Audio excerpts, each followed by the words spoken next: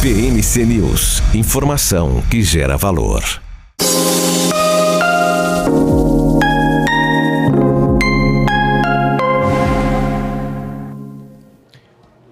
Olá, muito boa tarde a todos e bem-vindos a mais um Closing aqui na PMC. Eu sou Carlo Cauti e como todas as tardes estamos ao vivo a partir das 4 horas para comentar com vocês as principais notícias do dia de economia, política, finanças, negócios e internacional. As notícias que movimentam os mercados no Brasil e no mundo. Hoje é terça-feira, dia 27 de junho de 2023 e hoje a Bolsa, pelo segundo dia consecutivo, está operando em queda. Como vocês podem ver aqui atrás de mim, no nosso profit da Nelogica, Bolsa em queda nesta terça-feira, 0,91% após um começo de sessão marcado por uma leve alta por parte do principal índice da Bolsa de Valores de São Paulo, o Ibovespa. Logo em seguida, logo após o começo da sessão, o Ibovespa voltou a cair e hoje temos a Petrobras, que é a pior do dia, 0,90, aliás, 1% mais ou menos de queda. Açaí cai 5,54 e Localiza perde 1,87%. PetroRio também perde forte agora, 4,51%. A Vale perde 1,24% nesse momento. A gente dá uma olhada aqui no nosso profit da Lógica. Na verdade, a pior do dia é o Grupo Pão de Açúcar, a pior do dia, menos 6,03%. Opa, deixa eu pegar aqui o nosso profit de volta para cá. Grupo Pão de Açúcar é o pior do dia, menos 6,03%. Alpargatas 5,85% e Açaí 5,83% no negativo para os grupos varejistas, que nesta terça-feira são entre as piores ações do dia. Dólar, por sua vez, voltou a subir 0,76%, R$ 4,80. Petrobras, então, cai. Vale sobe 1,42%, R$ 66,98.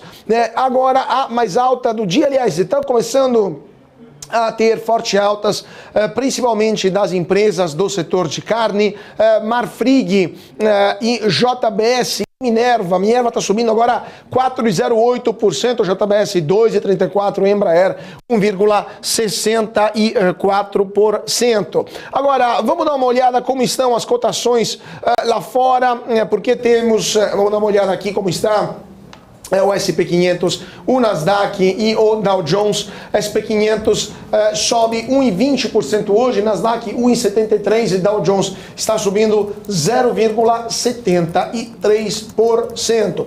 Mas a notícia que acaba de chegar aqui na nossa redação é outra, é uma notícia sobre a convocação do presidente do Banco Central do Brasil, Roberto Campos Neto, que foi convocado para depor foi convidado para depor na Comissão de Assuntos Econômicos do Senado. Não é uma convocação, ou seja, Campos Neto pode também não ir, mas apenas um convite. Quem queria a convocação foi o senador Randolph Rodrigues, que tinha pedido esta audiência.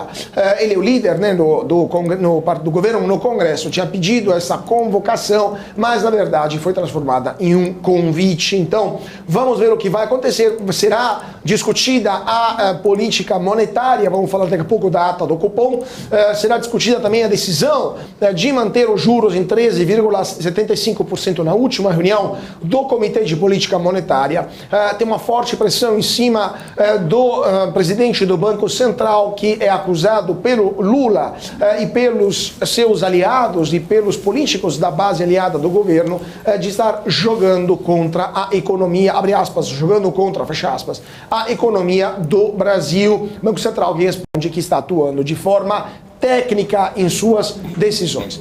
E para comentar esta e outras notícias e para conduzir junto comigo, como todas as tardes, compartilhando a bancada aqui no nosso closing, a Isabela Tacá, que está conosco. Muito boa tarde, Isabela. Sempre um prazer compartilhar a bancada junto com você. Muito boa tarde para você, Carlos. Boa tarde a todos na tarde desta terça-feira. Vamos lá, então, a gente começa com, como você já deu uma prévia aqui de alguns índices internacionais, vou falar então dos europeus, como é que fecharam. Em alta, com investidores analisando falas da presidente do Banco Central de lá, na manhã de hoje, que afirmou que a inflação está muito alta por lá e os juros precisam continuar subindo. O estoque fechou com 0,09% de alta, FTSE no Reino Unido 0,14%, DAX na Alemanha com 0,26% de alta, CAC na França 0,43% e BEX 35 com alta de 0,43%. Agora, os principais índices em Wall Street operam em alta nesta terça-feira, aí próximo do fim de fechamento, com o mercado ganhando fôlego aí após uma série de dados econômicos mostrando resiliência significativa apesar dos temores de uma recessão iminente. Os dados de bens duráveis mostraram um aumento surpreendente, enquanto os dados de confiança do consumidor melhoraram mais do que o esperado no mês de junho. As vendas de casas novas também subiram mais do que o esperado. Neste momento, então, as principais bolsas de Wall Street estão operando em alta também, assim como na Europa. Dow Jones com alta de 0,71%, S&P 500 com 1,18% de alta, Nasdaq Bolsa das Tecnologias com 1,71% de alta. Temos também fechamento de petróleo, que acaba de fechar e os preços recuaram nesta terça-feira com preocupação renovada ali de uma desaceleração econômica e até uma recessão, com os bancos centrais apertando ainda mais suas políticas monetárias. Então, o WTI fechou com queda de 2,41% aos $67,70 e o barril Brent, que é a referência para a Petrobras, fechou com queda de 2,59% aos $72,26. É isso aí, Isa. Agora vamos falar um pouco de empresas, né? Porque a Tokstok assinou um acordo envolvendo o aporte de 100 milhões de reais do fundo norte-americano Carlyle e o financiamento de dívidas com bancos no montante de 350 milhões de reais. Nesta manhã, a empresa divulgou um comunicado informando também que os bancos deram 2 anos de carência para o pagamento da dívida da Tokstok, um período em que a empresa vai poder se dedicar à recuperação de seu equilíbrio financeiro. A empresa tem uma dívida de pouco mais de 400 milhões de reais. Banco do Brasil e Santander estão entre os maiores credores. Lembrando que a Carlyle já controlava desde 2012 a Tokstok, tinha adquirido o controle da empresa aportando 700 milhões de reais, tinha tentado um IPO da Tokstok naquela janela de oportunidades que se abriu durante a pandemia, quando os juros foram colocados para 2% pelo Banco Central, não conseguiu. A avaliação é de pelo menos 3 bilhões de reais da empresa de móveis. Vamos ver então se isso vai se refletir de fato em um valor no mercado financeiro. Falando em mercado financeiro, temos mais gringos chegando no Brasil, né, Isa? Os investidores estrangeiros aportaram 602,7 milhões de reais em recursos no segmento secundário da B3 no dia 23 de junho. Com isso, então, fluxo de recursos estrangeiros acumula um saldo positivo de 7,47 bilhões de reais em junho e superávit de 14,35 bilhões de reais em 2023. No mesmo dia, quando o Ibovespa subiu 0,04%, o investidor institucional entrou com 134 milhões de reais, enquanto o individual aportou 318,8 milhões de reais. E agora vamos falar de boas notícias, né? Porque a boa notícia de hoje é que o Santander melhorou a sua projeção para o Ibovespa. Agora está vendo o principal índice da Bolsa de Valores de São Paulo em 140 mil pontos em junho de 2024 e vem início de um bull market cíclico de até 18 meses. Então, isso é normal, né, gente? Conforme chega o fim do semestre, diversas casas vão destacando suas projeções para o mercado brasileiro. Nessa terça-feira foi a vez do Santander e da Guide Investimentos revisarem suas projeções. O Santander revisou suas projeções para o Ibovespa, indicando 140 mil pontos para o principal índice da Bolsa de Valores de São Paulo até 2024, até junho de 2024, ou seja, uma alta de 18,40% em relação ao fechamento da última segunda-feira. Então, para o próximo ano, ou melhor, para os próximos 12 meses, a rede do Global Research e estrategistas de ações do Santander, Aline Cardoso, apontou também perspectivas, né, para uma alta expressiva, quase 20% do Ibovespa. Altas também, ou melhor, melhores perspectivas também para o segundo semestre de 2023, com uma bolsa que poderia estar no estágio inicial desse bull market cíclico, que poderia então durar 1 ano e meio. Segundo ela, abre aspas, a recente melhora nos dados macroeconômicos e de sentimento sinaliza que as partes complexas do cenário de investimentos estão começando a se alinhar, criando um quadro mais coerente e promissor para as ações brasileiras, fecha aspas. A tese do banco é baseada em várias percepções. Primeiramente, valuation da Bolsa Brasileira a um desvio padrão abaixo da média histórica de 15 anos. Ponto número 2, os 9 ciclos anteriores de flexibilização monetária, que segundo o Santander vai começar agora, nesses 9 ciclos de Ibovespa subiu em média entre 21% e 43% em 12 e 24 meses após os cortes. Ponto número 3, o novo marco fiscal, uma vez aprovado, a prioridade do Congresso passa a ser a aprovação da reforma tributária, que poderia aumentar o PIB em 20% no longo prazo, segundo alguns economistas. Ponto número 4, posicionamento dos investidores locais, que ainda é leve, mas que poderia aumentar. Então, vamos ver o que vai acontecer, porque tem muito caixa entre os investidores locais. E ponto número 5, os hedge funds encerraram recentemente suas posições vendidas no Brasil e ainda não criaram posições compradas em bolsa brasileira. E por último, os resgates de fundos de ações começaram a diminuir. Então, segundo o Banco Santander, vamos começar a ver um fluxo de investimentos estrangeiros cada vez maior no Brasil, como a Isa justamente estava explicando logo mais. Agora vamos falar de energia elétrica. A ANEEL aprovou hoje a minuta do contrato de concessão que vai regular a nova outorga de hidrelétricas Segrego ali no Salto Caxias, que pertencem à Copel Geração e Transmissão. O governo paranaense, controlador da companhia, planeja fazer ainda neste ano uma oferta de ações no mercado para privatizá-la.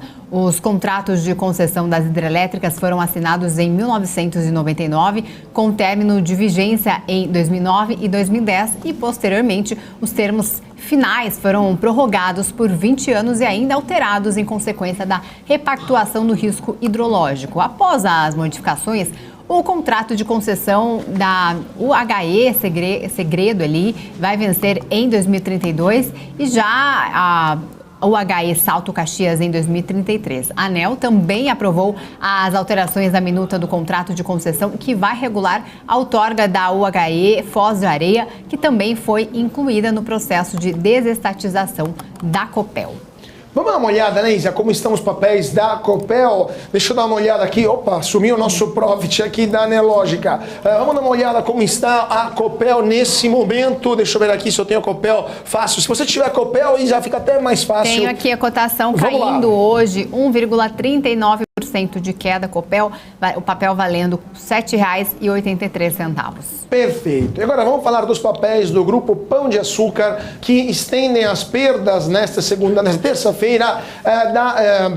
perdas que tinha começado a acumular na última segunda-feira e estão se destacando no ranking negativo do Ibovespa. Esse movimento de queda dos papéis do Grupo Pão de Açúcar reflete a cautela em relação à venda do ativo pelo Grupo Casino, isso sem muitas informações adicionais. Na avaliação de analistas, em ordem de liquidez e condições do mercado, faz mais sentido que a venda do Éxito, que é o grupo do Equador, do grupo colombiano, pelo Casino, deva ocorrer antes da venda do GPA, pois ainda existem algumas pendências antes da concretização da operação. Já o grupo Açaí, os papéis do Açaí lideram a lista das maiores baixas, caindo 6,55% a R$ 12,99. Se a gente for dando uma olhada agora como está a situação, Açaí cai 5,32, na verdade, nesse momento. O Grupo Pão de Açúcar é a quarta pior do dia, queda de 5,07%.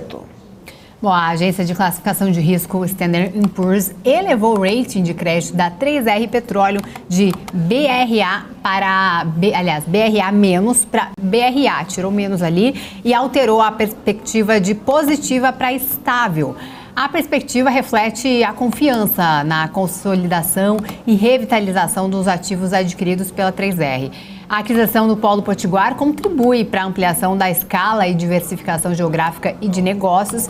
A Standard & Poor's espera que a alta alavancagem em 2023, mais uma redução ali significativa nos anos seguintes. Vamos dar uma olhadinha então na cotação, não sei se você tem aí, 3R Petróleo. Estamos olhando aqui só para a gente ver a cotação após essa modificação de status pela Standard & Poor's, caindo hoje 3,12% aos R$ 30,11.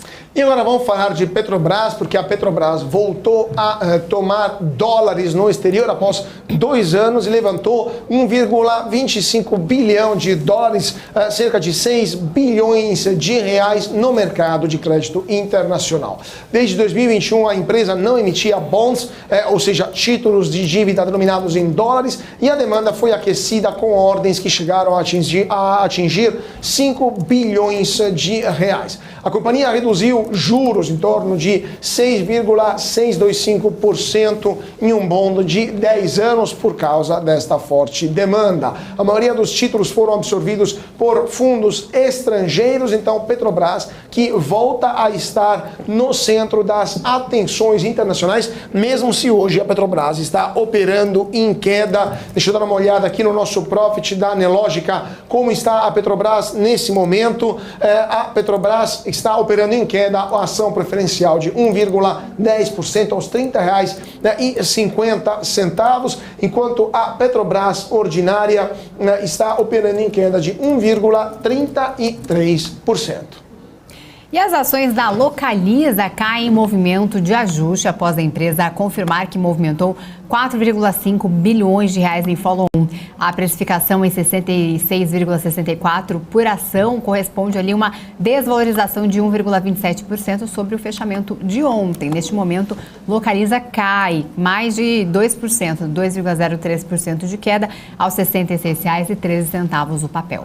E tô dando uma olhada aqui já nas últimas notícias que estão chegando, porque a Petrobras poderia começar a exportar hidrogênio, gente. O diretor de Transição Energética e Sustentabilidade da Petrobras acabou de declarar que a estatal tem estudado o mercado de hidrogênio e que pode vender o produto para o mercado interno ou externo. A declaração de Maurício Tolmasquim, que disse que ainda não se sabe se a Petrobras vai começar pelo Brasil ou pelo exterior. Isso vai depender dos preços do mercado e também da regulação. Isso foi uma frase do diretor da Petrobras, que foi pronunciada durante um evento no Centro Brasileiro de Relações Internacionais, o SEBRE, lá do Rio de Janeiro. Vamos dar uma rápida olhada como está o mercado, 4 horas e 22 minutos. Nesse momento, a Alpargatas, a pior do dia, 6,45% de queda, seguida pela Vibra, 5,52%. Grupo Açaí também cai 5,42%. A Petz também está caindo forte agora, 5,40% Petz de queda. Agora, a Minerva, por outro lado, é a mais alta do dia, 3,88%, mas temos a Gol também e a JBS que estão subindo e muito nesta terça-feira. Então, Gol que está ganhando nesse momento mais de 2% e JBS também que ganha 2,16%. Dólar que volta a subir nesta terça-feira, alta do dólar de 0,55%, está perdendo fôlego o dólar, agora está R$ 4,79. Temos a Vale que sobe 1,21% aos R$ 66,84. E como estamos, Isa, com as bolsas internacionais, daqui a pouco vai fechar a Wall Street também, né? Petróleo e minério de ferro. O que a gente pode destacar para o nosso público? Em alta hoje, temos aqui no fechamento de mercado americano, Standard & Poor's aqui caminhando aí para o fechamento, né, com 0,92% de alta, Dow Jones 0,51% de alta e Nasdaq 1,32% subindo também.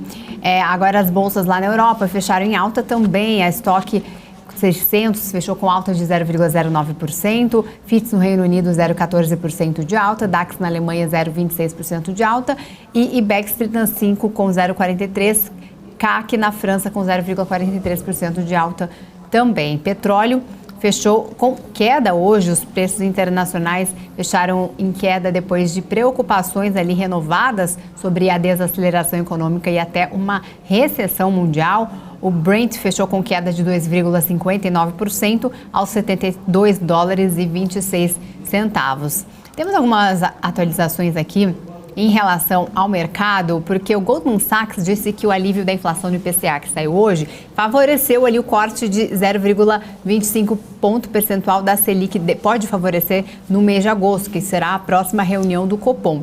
Segundo o Goldman Sachs, a desaceleração da inflação cheia e da média do núcleo do IPCA que saiu hoje, que tem impactado bastante setores, vários setores aí no índice, acaba favorecendo a expectativa então da redução da Selic em 0,25 ponto percentual na próxima reunião de agosto. Segundo eles, o real mais forte, os preços de commodities contidos, os preços dos alimentos menores, a deflação no atacado, a leve melhora das expectativas de inflação e a inflação corrente baixa ou moderada devem apoiar aí uma virada da política monetária no curtíssimo prazo, segundo o Goldman Sachs, destacando também o alívio da inflação de 12 meses a 3,40%, de 5,78% no final ali de 2022.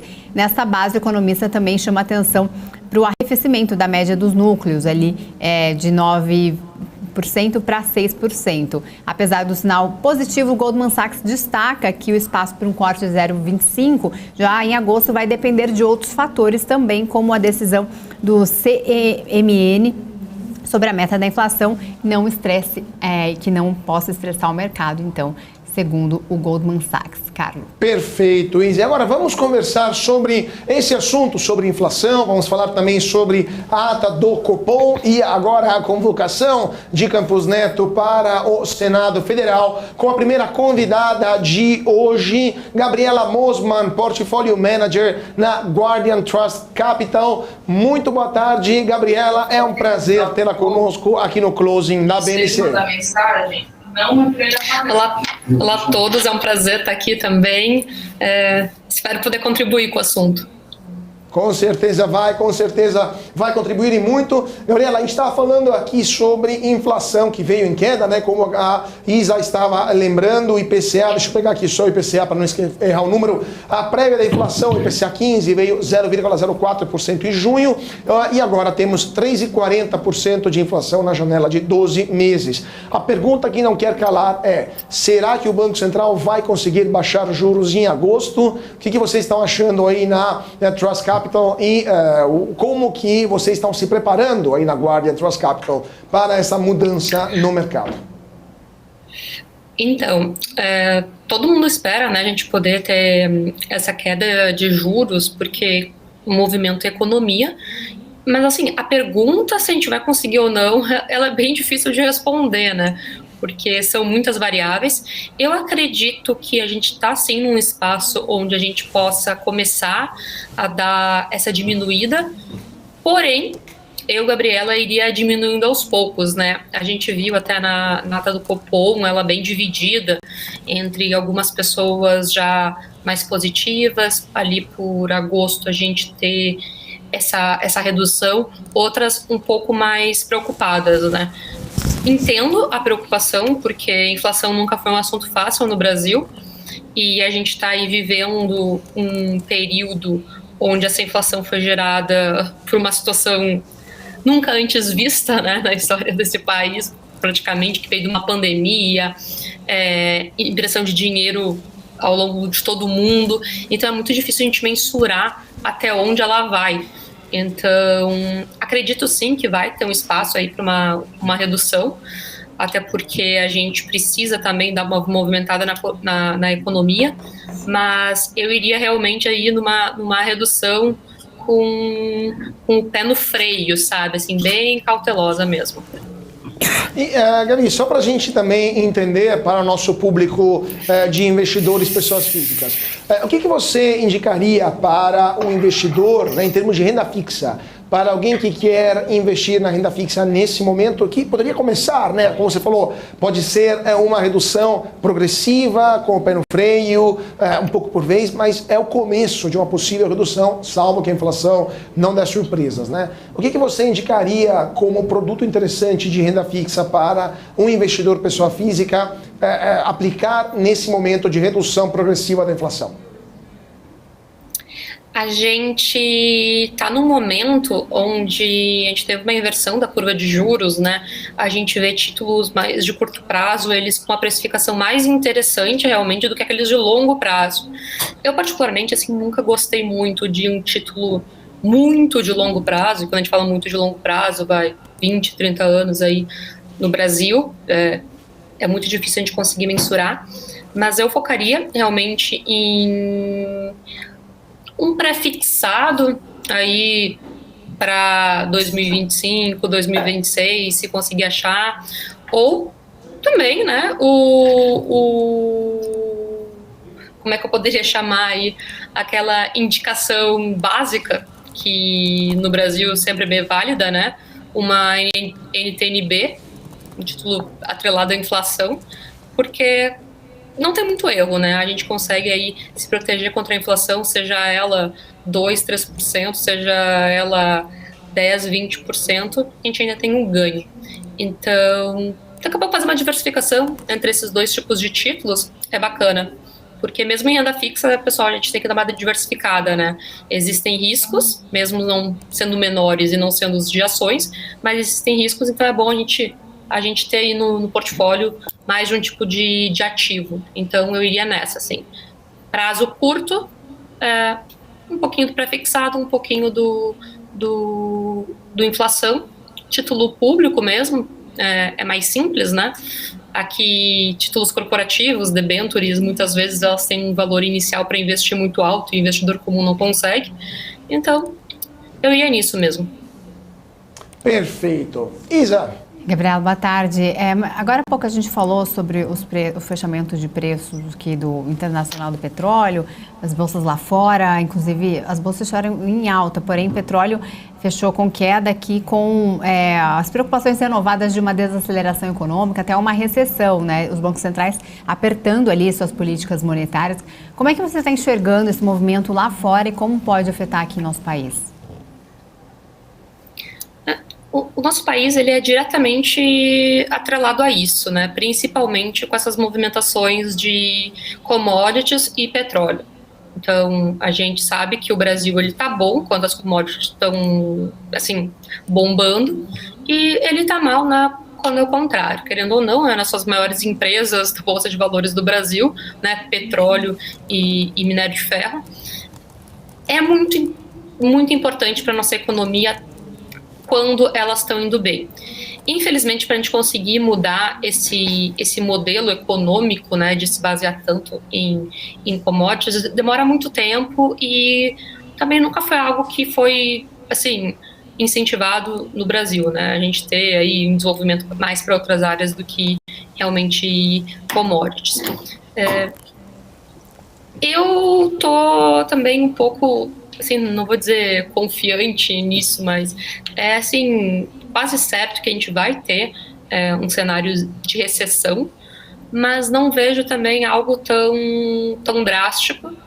A gente está falando muito disso desde pandemia. Eu acho que desde todo esse momento a gente vem trabalhando nessas expectativas, então a gente consegue deixar isso um pouco mais tênue. Mas com certeza os próximos anos não vão ser fáceis, tá? E se a gente olha isso para um horizonte da própria bolsa, também não vai ser muito fácil, né? Porque as empresas sofrem. Eu acho que vale até comentar, né? A gente com essa taxa de juros alta, isso impacta muito empresas, principalmente empresas de varejo. Não é à toa, né, que até a Luísa Trajano se manifestou pedindo pro Comitê de Política Monetária ali a gente ter uma redução, né? Mas assim, quem é ela na fila do pão para decidir isso, assim? Mas a gente vê empresas de varejo principalmente sofrendo muito, né, porque as pessoas não vão querer gastar, e se gastarem, então ser ali, sabe, num bem mais durável, alguma coisa nesse sentido. Para a gente mudar esse cenário, de sair da situação que a gente está para uma situação um pouco mais positiva, leva um tempo, ele não é tão rápido. Eu sei que a gente tinha, por exemplo, a Selic alta e ela logo caiu ali em termos de inflação, mas é porque era uma outra situação bem adversa. Então, acho que tudo isso em conjunto, a gente vai ter sim meses, e se não anos, um pouco difíceis pela frente. Perfeito, mas mesmo só para a gente terminar esse ponto que você falou de anos difíceis, você não está animada com a economia brasileira, pelo menos nesse primeiro semestre? A gente viu uns dados interessantes, o PIB do primeiro TRI puxado pelo agro, o IBCBR também veio maior do que esperado, mais alto do que esperado, temos também uma perspectiva até o final do ano de um crescimento de mais ou menos uns 3%, se o IBCBR se confirmar, claro, podem acontecer vários solavancos, mas das condições do momento, né, de pressão e temperatura, aparentemente o Brasil vai crescer mais do que outros países. Então, como é que você está vendo a economia brasileira como um todo, pelo menos esse ano, considerando os dados que temos até o momento disponíveis, né? São excelentes. O que eu vejo é que a gente teve aí, assim, toda polarização política ano passado, eu vejo que muitas pessoas ficaram com pessimismo demais em relação a todos os fatores, né, do Brasil. Mas, assim, outro ponto é que a gente teve uma desaceleração muito grande, toda época de pandemia, então eu vejo que isso faz parte dessa retomada que a gente estava precisando ter para voltar ao ponto onde a gente já esteve, sabe? Então, é um crescimento que, aos meus olhos, ele não é assim tão construtivo, seria no construtivo no novo, mas sim numa reconstrução, sabe? Numa retomada do que a gente já teve. O que é melhor, claro. Sempre é melhor a gente ter indicadores positivos do que zerados ou negativos, né? Mas aos meus olhos são isso, assim, eu acho que a gente tem muito mais potencial, a gente poderia realmente acelerar muito mais, e a gente não vai, por N fatores, mas realmente a gente foi melhor do que era um consenso no mercado, sabe? Ao meu ver, assim, era tanta pessoa se degladiando que o negativismo tomava conta, e não é tão assim, sabe? O Brasil já teve diversas situações, diversas pessoas no seu comando, e de uma forma ou outra a gente sempre vem dando o nosso jeito, né? Então, as coisas vêm acontecendo, a gente vem crescendo, e eu não vejo como isso não continuar. Pois é, vamos ver então, vamos continuar os papos daqui a pouquinho, Gabriela, não sai daí, vamos para um rapidíssimo intervalo, 2 minutinhos e voltamos já já com a Gabriela Mosman, gestora de portfólio na Guardian Trust Capital, para comentar conosco as principais notícias de hoje. Não saia daí, voltamos já já.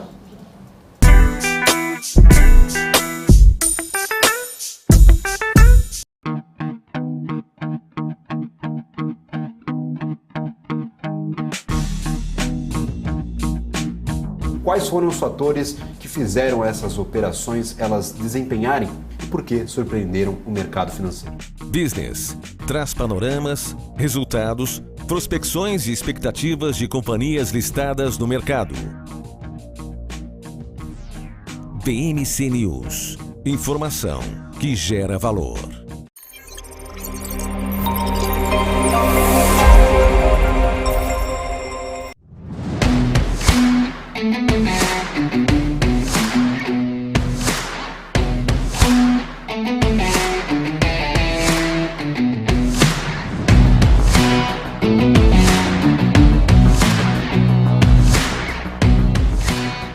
Vortex. Beyond.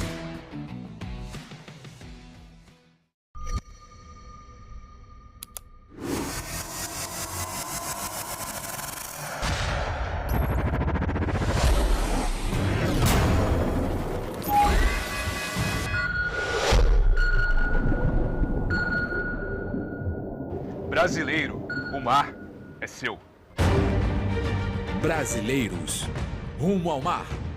Marinha do Brasil. E de todos os brasileiros. Ministério da Defesa, Brasil, União e Reconstrução. A maioria dos gurus financeiros estão por aí fazendo você acreditar que operar opções é difícil demais. Será mesmo?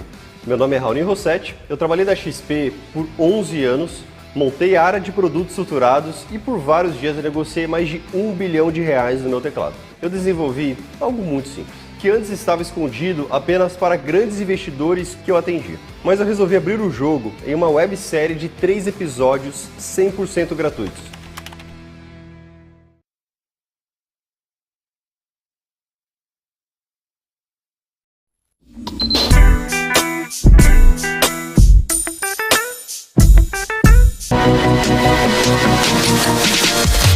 PMC News. Informação que gera valor.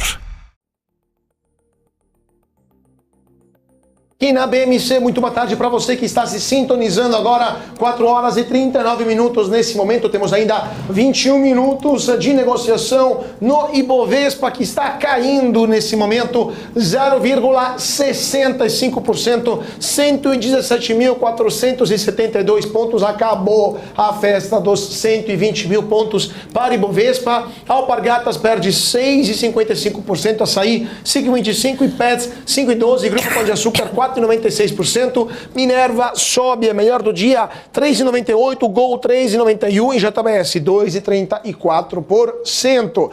O dólar, por sua vez, voltou a subir nesta terça-feira, 0,61%, R$ 4,80 para o dólar. A Vale também sobe 1,32%, R$ 66,91. Isa aqui, como estão as bolsas lá fora, como está o Wall Street, que também vai fechar daqui 20 minutinhos, e como está a cotação do petróleo, que aparentemente está influenciando a Petrobras nessa terça-feira, né? As cotações internacionais de petróleo fecharam em queda, que é a queda de 2,59% barril Brent, que é a referência Petrobras, e a $72,26. Agora as principais bolsas internacionais americanas estão todas em alta, com alta de 0,63% Dow Jones, índice S&P 500 1,21% de alta e Nasdaq 1,75%. Perfeito. Vamos voltar a falar com a nossa Gabi Mosman para terminar o nosso papo sobre os setores econômicos que ela vê com maior otimismo. Gabriela, último ponto que eu queria tratar com você é sobre o setor de energia elétrica. Se você acha que ainda vale a pena para o investidor pessoa física, lembrando que daqui 48 horas, mais ou menos, teremos na B3 o mega leilão de transmissão, onde as empresas elétricas vão participar e vão gastar muito dinheiro, porque aparentemente o governo espera movimentar mais de 15 bilhões de reais nesse leilão. O que você está achando do setor de elétricas nesse momento no Brasil? Vale a pena entrar para investidor pessoa física? Tem outros setores que você olha com mais interesse? Nada ganha da renda fixa? Qual que é a sua visão nesse momento para as elétricas?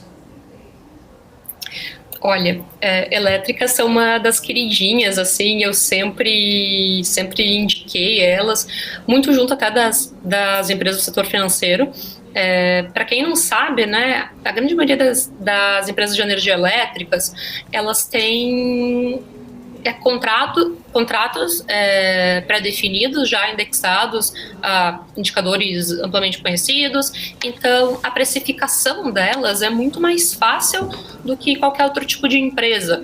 Logo, a gente não vê assim no mercado um descasamento tanto entre o que a gente poderia olhar assim como o preço e o valor, né, numa ótica um pouco mais fundamentalista, e a gente também não vê muita oscilação delas. Para investidor iniciante, com certeza são uma das melhores empresas para se investir, até porque elas não têm tanta essa oscilação, e como geralmente elas são empresas que já têm a estrutura delas definida, o tamanho ou o escopo que elas vão atuar, né, porque empresas de energia elétrica existem vários, transmissão, geração, elas geralmente vão ter aí os seus lucros distribuídos em dividendos, né? Porque elas não têm muitas vezes onde investir esses recursos. Então, elas são empresas muito boas pagadoras de dividendos e tem aí essa estabilidade um pouco melhor, diríamos assim, em termos de preços. Mas vai ter esse leilão e tudo mais, gente.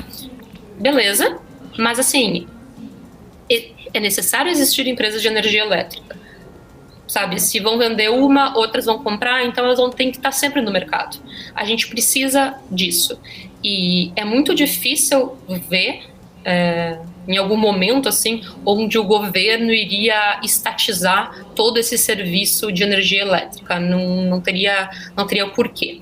Então, é um modelo de negócio perene, alta previsibilidade, dividendos. Então, sim, é muito interessante, assim, para todo mundo, principalmente para aqueles investidores um pouco mais conservadores. O Carlos perguntou, né, nada ganha da renda fixa. Assim, a gente está num momento complicado, de taxa de juros alta, mas nem sempre é assim. Então, dá para ter um pouquinho de renda fixa, dá para ter um pouquinho de empresa de energia elétrica. Falando em outros setores, eu gosto muito de uma tese sobre o setor de construção civil. Porque já vem se discutindo aí no mercado há bastante tempo para um momento onde a gente começasse a ter uma redução da taxa de juros. Para esse setor vingar, a gente precisa de uma taxa de juros realmente mais baixa, do jeito que está, não tem como. Mas é algo que a gente precisa explorar dentro do próprio Brasil. Assim, pensa numa construção não só como prédio residencial ou prédio comercial, mas até mesmo na construção de rodovias, portos. Então, a gente vê aí o Brasil com essa carência e, ao meu ver, quando a gente realmente tiver com uma taxa de juros mais baixa, a gente conseguir realmente ter essa queda e tá no momento um pouquinho mais estável, talvez até no iniciozinho ali de uma virada de ciclo aí para um crescimento econômico, sair, né, dessa parte mais de recessão, a gente possa ver sim uma valorização desse mercado. Então, eu acho que é interessante, né, construção é um setor mais cíclico, é diferente de energia elétrica, né? Claro que em momentos de crescimento, tudo, a gente tem um pouco mais de um boom, assim, num sentido um pouco mais de gasto de energia elétrica, mas não é porque o Brasil está crescendo 8% ao ano que a gente vai simplesmente dobrar o número de empresas geradoras de energia elétrica, não. Então, é um setor um pouco mais acíclico, a gente diria. Perfeito, perfeito. Vamos ver então o que vai acontecer e se de fato vai ter essa valorização desses papéis logo mais. Enquanto isso, eu agradeço muitíssimo a Gabriela Mosman, Portfolio Manager na Guardian Trust Capital, por ter estado conosco hoje aqui na BMC. Muito obrigado, Gabriela. Muito obrigada, gente. Até a próxima. Até mais. E vamos chamar já o nosso segundo convidado de hoje, mais um analista para comentar junto conosco o cenário nacional e internacional, o Victor Bueno, sócio e analista de ações da Nord. Muito boa tarde, Victor. É um prazer tê-lo conosco aqui no Closing da BMC. Olá, pessoal. Boa tarde. Prazer novamente estar participando com vocês. Vitor, vamos lá então, temos preço do petróleo em queda, Petrobras sofrendo, mas mantém esses R$30 por papel, hein? Essa resistência que parece infinita, parece muito mais forte do que as oscilações do preço do barril. O que você está vendo com Petrobras? E claro, quando a gente fala em Petrobras, também não pode evitar de falar nas Junior Oil, né? 3R, PetroRio, PetroRecôncavo. O que você está vendo também nessas outras ações, esses outros papéis, né, de petroleiras menores?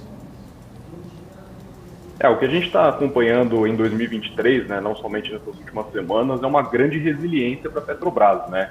É até meio contraintuitivo com aquilo que muitos analistas estavam tentando especular, prever para 2023 para a Petrobras com a mudança do governo, né? Muitos imaginavam que a Petrobras ia sofrer com mudanças de política, com alterações também na política de vendas de ativos, enfim.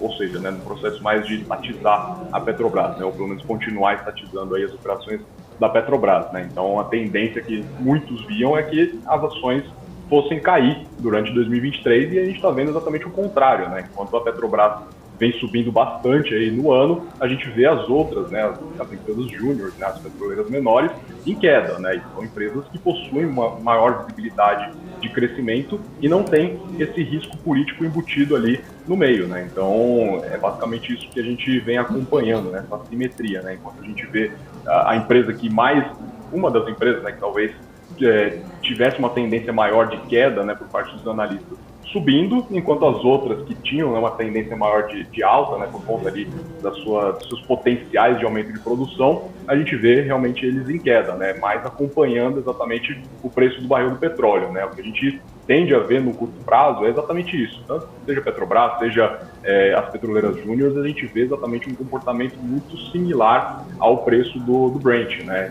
é meio que um costume a gente acabar acompanhando isso, mas a gente não vem acompanhando isso para Petrobras, a gente vê para as júniores, mas a gente não vê para Petrobras, né, e isso também, essa nova análise, né, por parte de grande parte do mercado, não só de analistas, mas de gestores também, de que a Petrobras não vai acabar, enfim, risco político não vai acabar afetando tanto as suas operações e, consequentemente, os seus resultados, né? A empresa, inclusive, recentemente anunciou novos pagamentos de dividendos, que foram muito bons, muito positivos, então, muito possivelmente, ela vai manter ali esse perfil de boa pagadora de dividendos, isso traz ali, querendo ou não, uma segurança maior para os seus investidores, né? Enquanto isso, a gente tem as menores petroleiras ainda caminhando ali para trazer uma confiança maior para o mercado e, consequentemente, a gente vai ver as ações subindo mais, pensando em longo prazo. Perfeito. E Zé Takaki? Um pouco em relação ao preço do petróleo, né? O Brent, que é utilizado aí para referência dos preços dos combustíveis, registrando uma queda hoje aí.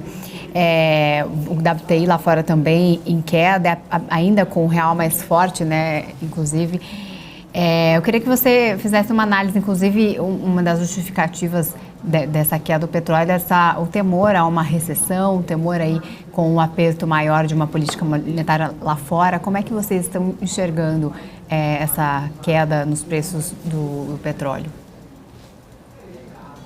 Sim, na verdade a gente estava até imaginando que no começo da semana a gente teria quedas até maiores, né, pro preço do barril do petróleo por conta do que a gente viu acontecer lá na Rússia, né, novas tensões, a gente lembra de 2021, essas tensões geraram ali um efeito praticamente imediato no preço do barril do petróleo, né, pela importância da região, então a gente imaginava que a gente teria ali com essas tensões, novas tensões, né, que perduram aí todo esse tempo, a gente achava que teria ali um impacto ainda mais negativo pro preço do barril do petróleo, né, na verdade mais positivo, né, pro barril do petróleo, mas a gente não viu isso, né, a gente está vendo exatamente esses outros receios, como você mesmo comentou, afetando o preço de curto prazo, né, e que nem eu disse no começo, né, a tendência de curto prazo, não só para o barril de petróleo, é também para as ações das petroleiras de acompanhar esse preço, né, então o que a gente acompanha, né, para o movimento dos papéis é exatamente esse, curto, médio prazo, a tendência é ele acompanhar muito de perto, né, ainda mais se a gente for olhar para uma Petrobras,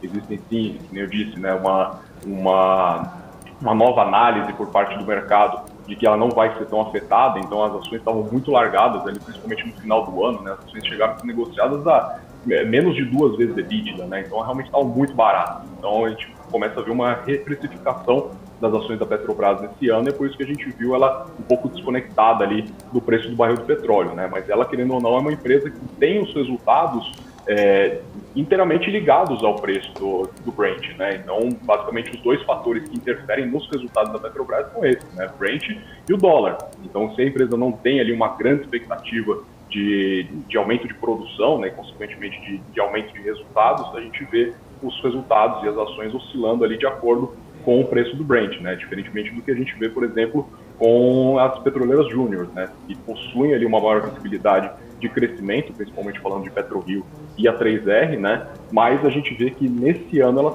tiveram ali alguns fatores que acabaram prejudicando elas, né? Como o novo imposto, né, sobre a exportação de petróleo, interrupções ali também na venda do polo potiguar para a 3R, enfim, que acabaram afetando não somente os resultados ali delas nesses primeiros trimestres, mas também, querendo ou não, a confiança por parte dos investidores, né? Então, é basicamente isso que a gente vê. Então, independente do que aconteça com o preço do barril de petróleo no curto prazo, no longo prazo, essas petroleiras menores, elas já fazem basicamente todas as suas contas relacionadas a operações, relacionadas a aquisições, com o Brent normalizado, né? E querendo ou não, esse preço que a gente vê hoje de tela, ele é acima daquele que eles usam como referência, né? Que é cerca ali de $75 por barril. Então está bem próximo ali de uma certa normalidade, óbvio que pode continuar caindo, enfim, a gente ainda tem que acompanhar as tensões que podem acontecer lá no leste europeu, mas a tendência é que a gente veja aí, essas empresas, as ações dessas empresas acompanhando mais os resultados do que necessariamente o preço do Brent no curto prazo. Perfeito. Agora, só queria mudar um pouquinho de âmbito de commodities, porque eu queria falar um pouco de minério de ferro. A gente está vendo alguns dias a Vale subindo, né? Depois de uma fortíssima queda que registrou nos últimos meses. O minério de ferro não está dando sinais de retomada na demanda, né? Continua fraca, especialmente vindo da China. As perspectivas não são boas e mesmo assim a Vale mostra uma certa força, o papel da Vale.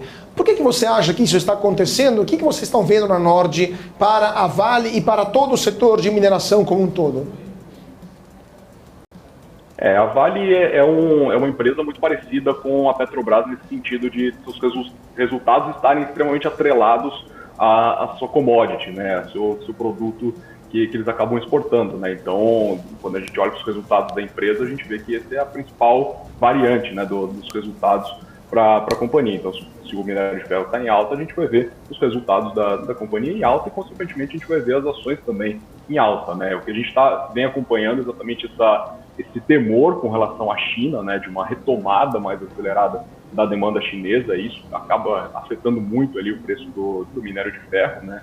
E a gente vê que enquanto a gente não tiver uma retomada mais acelerada, mais forte ali por parte da China, dificilmente a gente vai ver uma retomada do minério, consequentemente a gente vai ver também uma retomada da Vale, né? O que a gente vê da Vale desses últimos tempos, né, é que no ano, se a gente for olhar para o ano de 2023, é praticamente um long and short que aconteceu dentro do mercado financeiro, né, com as pessoas comprando muito Petrobras e parece que vendendo muito Vale, né, porque foram movimentações totalmente distintas, né. Então a Vale, enquanto a Petrobras subiu muito durante o ano, a gente viu a Vale caindo muito, né.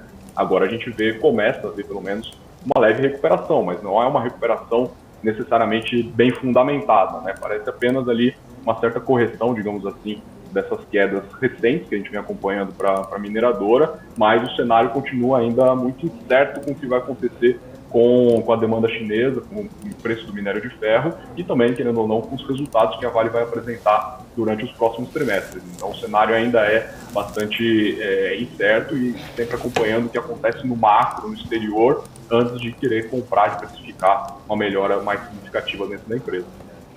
Perfeito. Isa. Hoje, né, tivemos aí o resultado do IPCA, também tivemos a ata do Copom, talvez sinalizando aí um processo de queda dos juros agora em agosto. Isso acaba trazendo algumas oportunidades, né, principalmente depois de algumas altas que vimos na Bolsa recentemente. Como é que vocês estão trabalhando com os clientes nesse momento de altas de juros? Sim, o que a gente tenta sempre educar os nossos clientes, nossos assinantes, é que o mercado ele sempre precifica antes um evento dele acontecer, né? Então, muitos investidores, principalmente os iniciantes, né, eles acabam querendo entrar na bolsa ou aumentar suas posições somente depois que os juros começarem a cair, né?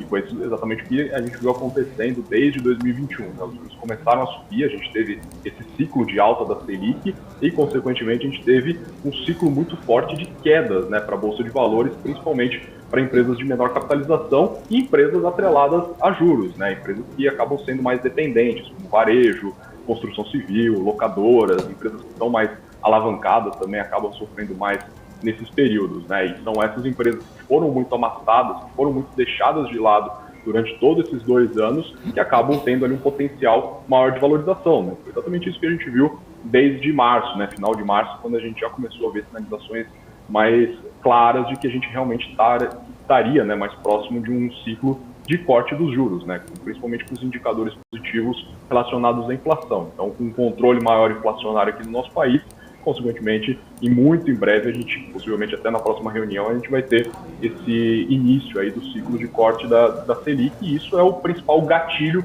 para as ações da Bolsa de Valores, né? Só que isso já vem sendo precificado, né? Óbvio que ainda tem espaço, a gente enxerga com muito espaço ainda, né, para os próximos meses, até o final do ano, talvez até para os próximos anos. A gente não sabe o tamanho desse ciclo de corte de juros, né, até onde ele pode ir. A gente acredita que já está bem precificado quando a gente olha para a curva de juros futuros, né? A gente acredita que o mercado já precificou pelo menos uma boa parte desse corte dos juros. Agora é a Bolsa começar a precificar esses juros menores que a gente vai ter aqui no nosso país. Então esse aqui foi o começo, né? A gente não sabe exatamente qual o percentual desse rally de alta que a gente vai ter por conta do corte da Selic, né? Que começou agora no final de março, mas ainda existe bastante espaço, né? Se a gente olha para empresas específicas, até dentro desses setores mais específicos, como varejo, incorporadoras, a gente teve as locadoras também muito impactadas por conta da alta dos juros, empresas mais alavancadas também. A gente ainda vê um espaço, a gente ainda vê upside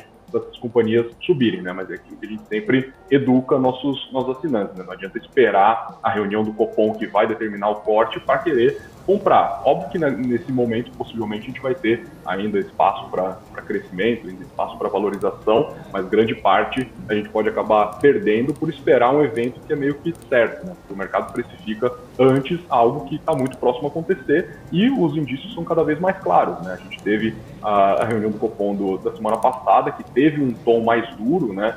Que o mercado esperava. O mercado estava esperando já uma sinalização mais clara dessa queda de juros. A gente teve a ata do Copom hoje também informando ali uma certa ala de resistência contra esse início de corte de juros agora em agosto, né? Mas, querendo ou não, a inflação está aí, os dados estão mostrando um controle muito grande, então muito possivelmente a gente vai realmente ter esse início de ciclo, né? Então essa é a nossa expectativa para agosto agora, né, para a próxima reunião do Copom, e a tendência que a gente veja aí para os próximos meses também as ações caminhando, principalmente aquelas que foram deixadas de lado nesse período.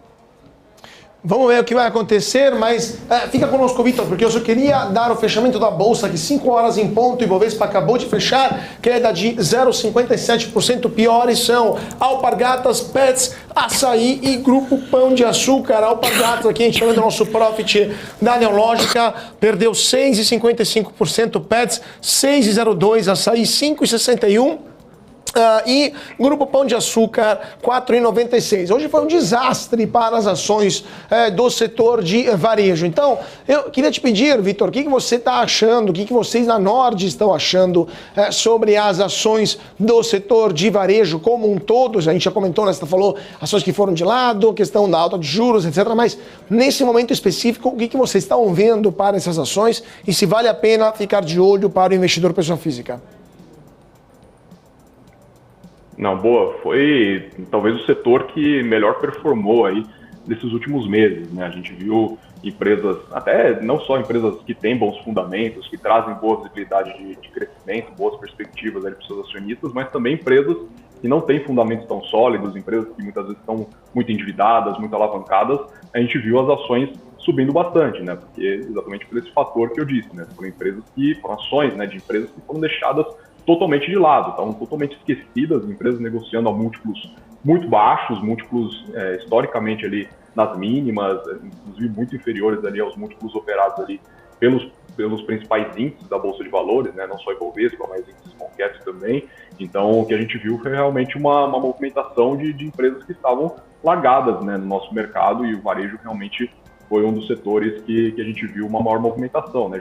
Junto com incorporadoras, construtoras, né? Inclusive, a gente estava fazendo uma análise das maiores altas de 2023 e foram exatamente as duas maiores altas. Uma foi uma incorporadora e outra foi uma empresa do varejo, né? Foi a Plano & Plano, que é uma subsidiária da Cirela, né? Que entrou na Bolsa de Valores de 2021, e a outra foi a C&A, que é uma empresa do varejo que também estava largada, uma empresa totalmente esquecida ali pelo mercado, que foi muito impactada não só ali nas ações, mas também nos fundamentos, né? Porque a gente sabe que os juros ele tem um impacto muito grande nas ações, mas ele tem um impacto muito grande também no negócio das varejistas, né? Então os juros ele comprime muito o consumo da população, e os juros em alta também impactam muito as empresas que são mais alavancadas, né? Empresas que são mais endividadas acabam pagando maiores despesas financeiras, e quando a gente tem maiores despesas financeiras, a gente vai ter menores lucros, né? Então, é um impacto duplo, né? Para não dizer até triplo, né? Quando a gente olha dentro dos fundamentos, que acabam trazendo aí essa pressão mais vendedora para os seus papéis, né? E o que a gente viu desde o final de março, mais precisamente no dia 23 de março, uma movimentação muito forte de alta, e agora a gente vê uma leve correção, né? Enquanto os juros futuros estiverem em baixa, a tendência é que a gente veja a bolsa subindo, né? Então, o que a gente vê, principalmente nesses últimos pregões, né? Não só de hoje, mas os últimos dois, principalmente, é exatamente um movimento de correção, não necessariamente um movimento que a gente agora vai iniciar um rally de baixa, nada nesse sentido, pelo menos a gente não acredita nisso, até porque as perspectivas continuam muito positivas, né? Os juros, querendo ou não, o porte, né, dos juros, ele acaba sendo o maior gatilho, não só da Bolsa, mas principalmente desse setor, varejo e também incorporadoras. Claro, porque a turma tem mais dinheiro, consegue melhor. O juro é mais baixo, né? Tem mais dinheiro disponível em tese, porque não tem que pagar tanto de serviço da dívida e consegue gastar mais. Bom, gente, então eu queria agradecer muitíssimo o Victor Bueno, sócio e analista de ações da Nord, por ter estado conosco hoje aqui no Closing na BMC. Muito obrigado, Victor, foi um prazer tê-lo conosco. Obrigado, Carlos, sempre à disposição. Com certeza voltaremos a falar com o Victor logo mais sobre a situação, sobre o mercado nos próximos pregões. Enquanto isso, o Ibovespa, então, às 5 horas e 4 minutos, fechou. E fechou em queda, gente. Dia de luta para o principal índice da Bolsa de Valores de São Paulo, como vocês estão vendo aqui, no nosso Profit da Nelogica, 0,57% de queda nesta terça-feira, 117.565 pontos.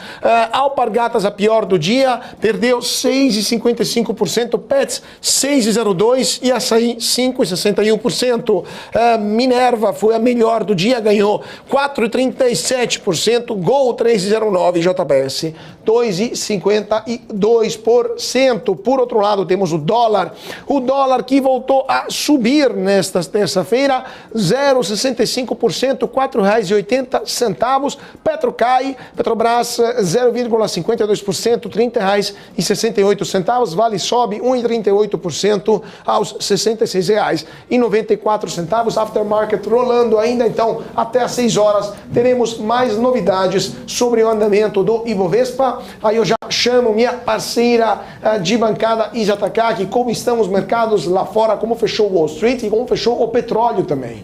Bom, Wall Street, como estávamos seguindo aí no fechamento positivo, então as principais bolsas de Nova York fecharam em alta de 0,63%, Dow Jones, SP 500 com 1,13% de alta, Nasdaq com 1,65% de alta. Temos também fechamento dos preços internacionais de petróleo, também fecharam com quedas hoje, os preços recuaram com preocupações renovadas sobre uma possível desaceleração econômica e até uma recessão lá fora, com os bancos centrais apertando ainda mais suas políticas monetárias. Barril WTI com queda de 2,41% aos $67,70 o barril, e o barril Brent a queda aí de 2,59% aos $72,26.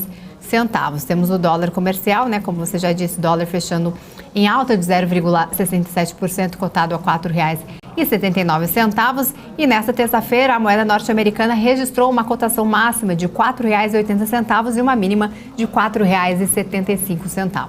Está saindo, gente, após o fechamento do mercado, estão saindo os relatórios de bancos e também de empresas.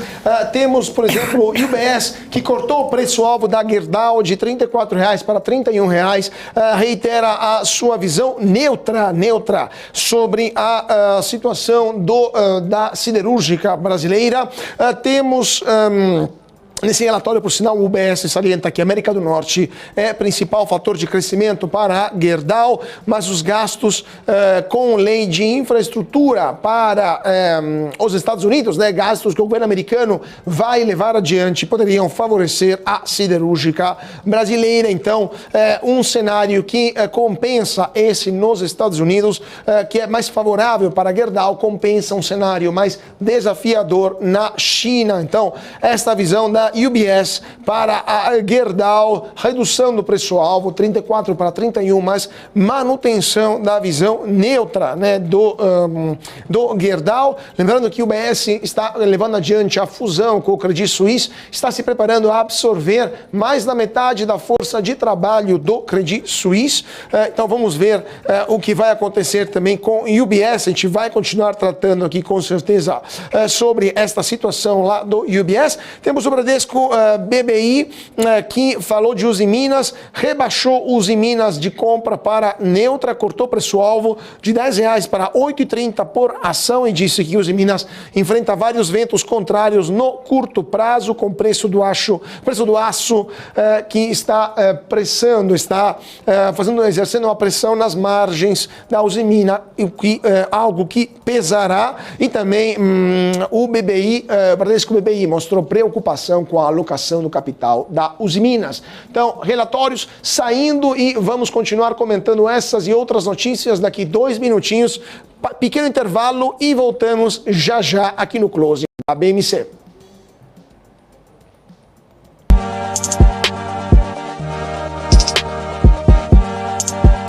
O que impacta a economia e o mercado global?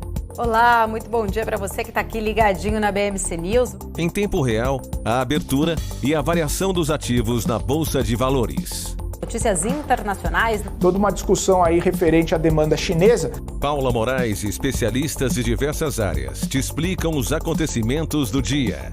De segunda a sexta, às 9h30. BMC News. Informação que gera valor.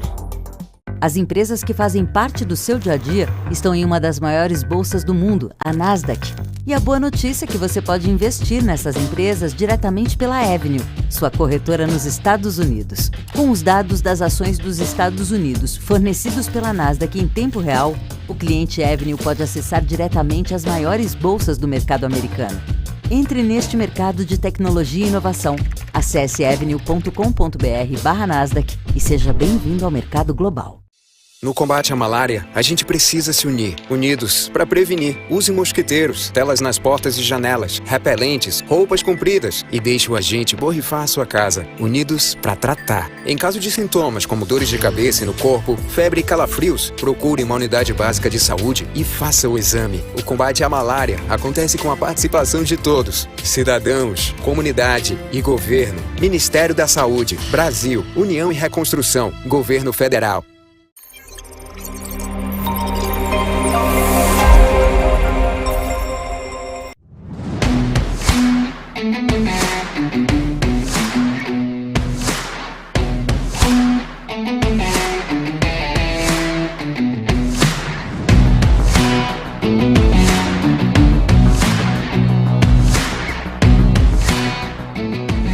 Vortex Beyond.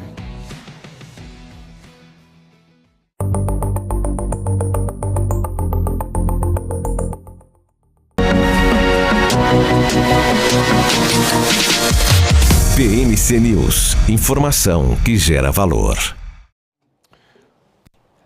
E de volta para o nosso closing aqui na BMC, 5h11. Ibovespa fechou nesta terça-feira, 27 de junho, em queda, gente. Mais um dia de queda para o principal índice da Bolsa de Valores de São Paulo.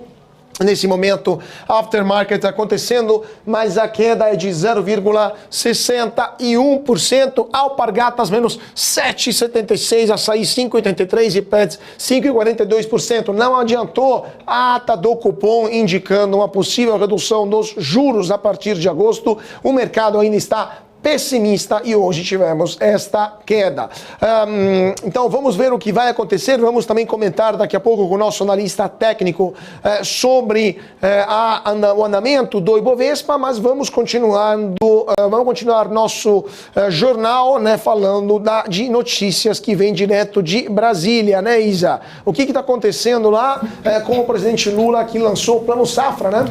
Exatamente, ele lançou hoje, então, oficialmente o Plano Safra de 2023-2024 para o financiamento da agricultura e da pecuária empresarial no Brasil. O plano prevê um valor de 364,22 bilhões de reais, uma quantia recorde e um aumento de 6,87% em relação à versão do ano de 2022-2023. As taxas de juros para custeio e comercialização serão de 8% ao ano para os produtores enquadrados no Pronamp e de 12% ao ano para os demais produtores. Já para os investimentos, as taxas de juros variam entre 7% e 12,5% ao ano, de acordo com o programa. Perfeito. E agora vamos falar então de dados divulgados nessa terça-feira durante o evento da Google for Brazil. No ano passado, as plataformas do Google, incluindo a busca Google Ads, Google AdSense, Google Cloud, Google Play e YouTube movimentaram 153 bilhões de reais na economia brasileira. Então, o Google permitiu que o Brasil acrescentasse ao seu PIB 153 bilhões de reais, algo que de fato deveria estar bem claro. Esperamos para a turma lá em Brasília que quer começar a regulamentar as redes sociais, porque isso significaria também uma perda econômica muito grave, muito pesada para a economia brasileira. Falando agora de internacional, temos notícias da Rússia, né, Isa? Exatamente, desde que aconteceu no fim de semana aquela escalada ali do conflito, o presidente da Rússia hoje, então, Vladimir Putin, né, como a gente mostrou aqui ontem, ele fez um discurso ali ao público e hoje ele agradeceu ao exército e aos serviços de segurança da Rússia por impedir o que ele descreveu ali como uma guerra civil quando se deparou com um motim armado no fim de semana. Ele disse o seguinte, com essas palavras: vocês defenderam a ordem constitucional, as vidas, a segurança e a liberdade de nossos cidadãos. Vocês salvaram nossa pátria da revolta. Na verdade, vocês interromperam uma guerra civil, disse Vladimir Putin, então, para uma audiência ali de mais de quase 3 mil soldados na Guerra Nacional. O Kremlin negou que o motim do final de semana feriu as 2 décadas de poder de Putin. Então, Putin faz hoje esse agradecimento diretamente aos militares da Rússia. E agora vamos permanecer sempre nas notícias internacionais e vamos falar da presidente do Banco Central Europeu, Christine Lagarde, que afirmou que a inflação da zona do euro está muito alta e que vai continuar nesse nível de inflação elevada ainda por muito tempo e, segundo ela, é improvável que no futuro próximo o Banco Central Europeu possa afirmar com total confiança que as taxas de pico foram atingidas, ou seja, Christine Lagarde lançou um alerta sobre uma inflação persistente na zona do euro e esse cenário faz com que o Banco Central Europeu precise elevar mais ainda seus juros para níveis suficientemente restritivos e mantê-los assim por o tempo que for necessário. Lagarde discursou durante um evento em Sintra, em Portugal. É um evento tradicional, gente, que reúne os principais banqueiros centrais da Europa, além do presidente do Banco Central Europeu. De vez em quando vão também banqueiros dos Estados Unidos. E lá em Sintra, a Lagarde reiterou que a instituição está comprometida em cumprir a meta de inflação de 2% no médio prazo, abre aspas, não importa o que vier, fecha aspas. Segundo ela, o impacto da alta dos juros implementada desde julho do ano passado ainda não foi sentida, né? A medida não foi percebida pela economia, porque de lá para cá o Banco Central Europeu já elevou a taxa básica de juros em 400 pontos base, mas a inflação na zona do euro continua elevada e persistente. Então, vamos ver o que vai acontecer. Lembrando que a zona do euro passou de juros negativos para juros próximos a 3% ao ano em pouco menos de 12 meses. Vamos ver se a próxima reunião do Comitê de Política Monetária do Banco Central Europeu vai elevar ainda mais os juros por lá. Vamos continuar nas notícias internacionais, né, Isa? Porque o primeiro-ministro chinês afirmou que o país asiático está no caminho certo para alcançar sua meta de crescimento anual de cerca de 5%. Ele prevê um crescimento mais rápido no segundo trimestre em comparação ao primeiro, mesmo com os dados recentes ali indicando desaceleração no crescimento. O primeiro-ministro destacou ainda que a economia chinesa está apresentando sinais claros de recuperação e melhoria. Investidores entendem que a visão otimista do primeiro-ministro vai se materializar em mais estímulos para a economia. Isso acabou fortalecendo o yuan e fez o minério de ferro saltar aí mais de 4% na bolsa da Dalian. E agora vamos falar da Localiza rapidamente, porque a Localiza movimentou 4,5 bilhões de reais em uma nova oferta pública, né, de ações. 66,64 reais por papel foi a precificação, preço fixado na oferta primária da Localiza, tem um desconto de 1,3% em relação à cotação do fechamento. Isso foi então no fechamento em relação à segunda-feira, e as novas ações passarão a ser negociadas na B3 a partir do dia 28 de junho, sendo que a liquidação financeira vai ocorrer no dia 29 de junho. Agora, a capital social da empresa passa a ser de 17 bilhões de reais e 12 milhões 360.759,33 centavos, divididos em 1 bilhão e 60 milhões, mais ou menos, de ações. Então, vamos ver o que vai acontecer e se as ações da Localiza vão ter um embalo com esse programa de financiamento do carro popular que foi lançado pelo governo federal. Vamos ver o que vai acontecer. E, rapidamente também, depois, vamos daqui a pouco chamar o nosso convidado, analista técnico, para dar uma olhada nas ações. Só queria falar do Bitcoin, porque o Bitcoin começou a semana acima dos $30 mil, consolidou os ganhos recentes. Nas últimas 24 horas, a criptomoeda subiu quase 2%, um bom momento para o Bitcoin, que reflete o aumento da confiança dos investidores, que passaram a criar maior apetite na negociação do ativo. Então, o Bitcoin que está ganhando solidez a nível internacional nesse último período. Vamos ver então o que vai acontecer e se de fato isso vai significar uma alta expressiva do Bitcoin. Lembrando que, por exemplo, aqui no Brasil, o Banco Inter acabou de liberar a compra e venda de Bitcoin, Ethereum e outras 3 criptomoedas diretamente em sua plataforma. E que mais notícias temos de última hora, Isa? Vai lançar para reduzir os juros do rotativo do cartão de crédito, mas não pensa em tabelar as taxas ali cobradas ou em acabar com parcelado sem juros, prática que legalmente é usada no comércio brasileiro, segundo o secretário de Reformas Econômicas do Ministério da Fazenda, Marcos Barbosa Pinto. Em entrevista, ele falou que há uma pressão legítima ali da sociedade sobre o patamar atual dos juros do rotativo, que encostou em 450% ao ano no mês de abril, e o último dado disponível contra ali 13,75% da Selic, levando a inadimplência a nível recorde.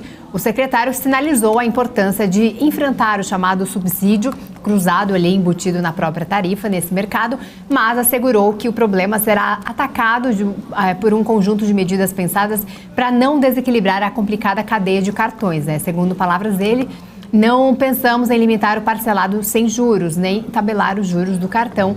E quem disse então o secretário da Fazenda em relação a todos esses juros que a gente acaba pagando no cartão de crédito. Falando um pouco de juros, eu queria só pegar essa notícia que veio lá dos Estados Unidos, porque a economista-chefe e também primeira vice-diretora do Fundo Monetário Internacional, a Gita Gopinath, economista indiana muito famosa, declarou que os banqueiros centrais devem continuar apertando e, mais importante, devem manter os juros em um nível elevado por mais tempo. E, segundo ela, os mercados estão precificando cortes cedo demais, corte de juros cedo demais. Essa é a opinião da primeira vice-diretora do Fundo Monetário Internacional, uma economista renomada, que disse que tanto o Federal Reserve quanto o Banco Central Europeu demoraram muito para subir os juros e, segundo ela, está demorando muito para a inflação voltar para a meta, o que significa que os bancos centrais deverão permanecer comprometidos com o combate à inflação, mesmo que isso signifique arriscar um crescimento mais fraco ou muito mais arrefecido do mercado, ou melhor, um arrefecimento maior do mercado de trabalho. Então temos a economista Gita Gopinath, que está dizendo que que, segundo ela, vai ter necessidade de manter juros altos por mais tempo. Federal Reserve, que tem os juros por volta de 5 e 5,25%, e o Banco Central Europeu agora está em 3,5%, lembrando que passou de menos 0,5% para 3,5% em poucos meses.